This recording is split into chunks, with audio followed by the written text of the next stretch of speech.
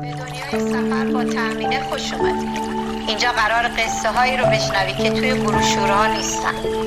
قصه زنایی که دل به جاده زدن، کوچه هایی که بوی نون تنوری میدن و جاهایی که فقط با دل دیدنه. من تأمینم، عاشق ایران و سفرهایی که از دل مردم و کوچه پس کوچه های سرزمینم میگذرن. اینجا خبری از سفرهای لوکس و توریستی نیست. اینجا سفر یعنی لمس زندگی، یعنی شنیدن لهجه ها، یعنی دیدن آدم ها. توی این کانال با هم میریم به جاهای کمتر دیده شده، با آدمای خاص آشنا میشیم، غذاهای محلی میچشیم و گاهی فقط میشینیم زیر یه درخت توت و نفس میکشیم. اگه اهل سفر، ماجراجویی یا حتی فقط خیال پردازی با عکس و داستان باشی، اینجا جای توه. بیا با هم قدم بزنیم، قصه بسازیم، شاید روزی با هم همسفر شدیم.